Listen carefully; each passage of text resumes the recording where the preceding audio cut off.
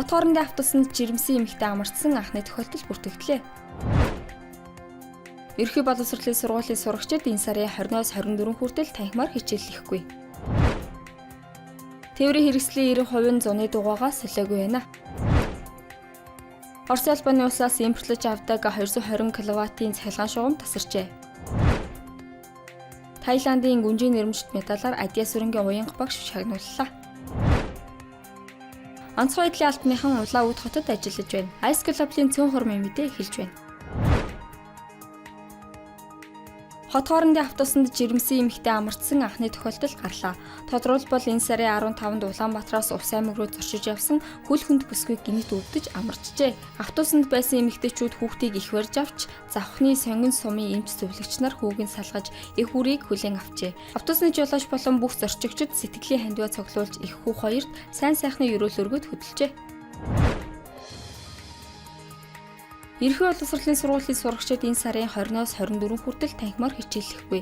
Сурагчдын бие даалтын 7 хоног эхэлж байгаа бөгөөд үргэлжлээд захимаар хичээллэх гэж байна. Багш нарын ажил хаялт тодорхойгүй хугацаагаар үргэлжлэх тул хичээлийн хоцрогдол үүсгэхгүй тулд ийм арга хэмжээг авч байгааг үйлдвэрчний эвлэлийн холбооноос мэдэгджээ. Мөн телевизүүдийн холбоо нийгмийн хариуцлагын хүрээнд телехичээлийг улс орон даяар шууд дамжуулан хүргэхээр болжээ.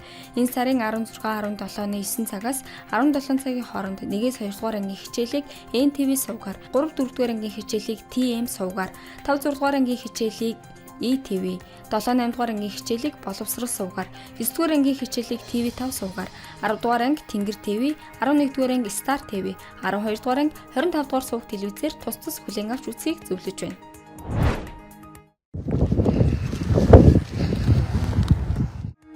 Тээврийн хэрэгслийн 90% нь зуны дугуйгаас солиогүй байна. Тодорхойлбол дархан сэлэнгийн бүс нутагт үүрэг гүйцэтгэж байгаа тээврийн цагдаагийн албаны албахагч нараас өгсөн мэдээллээр цас орсонтой холбоотойгоор тээврийн хэрэгслийн хөдөлгөөн удааширч өксөөр уруу эргэлттэй хазгай хэсэгт шавралт үүсэх зогсоох хөдөлгөөн хийсэн ч зуны дугуйтай учраас замын хажуу руу орох, хашаа хайс мөргөх гэх мэт эрсдэл олон гарч байна.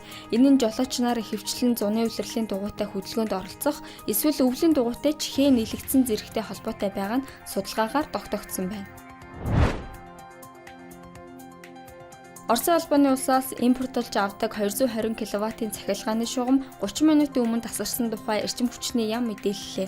Тодорхойлбол шугам Оросын талын доголдлоос үүдэн түр тасарсан бөгөөд энэ хугацаанд манай улсын цахилгааны хэрэглээний 15%-ийг хязгаарласан байна.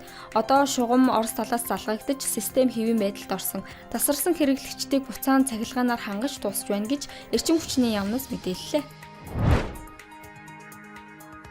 Таиландын гүнжийн нэрмжит медалаар Адиа сүрэнгийн уянга багш шагнууллаа. Тэрээр уг шагналыг 10,000 Америк долларын хамт гардан авах юм байна. Адиа сүрэнгийн уянга оюуны хөгжлийн бэрхшээлтэй сурагчдтай ажилладаг. Тэрээр 2016 онд энэрл хөгжлийн бэрхшээлтэй хүүхдүүдийн сургуульд няхлан бодогчоор ажиллаж эхэлжээ. Улмаар багш болж өдгөө сургалтын менежерээр ажиллаж байна. Тэрээр хөгжлийн ялгаатай хүүхдүүд өөрийн бие даасан амьдралтай болж хөдөлмөр эрхэлж чаддаг гэдгийг нийгэмд ойлгуулахыг зорддог байна.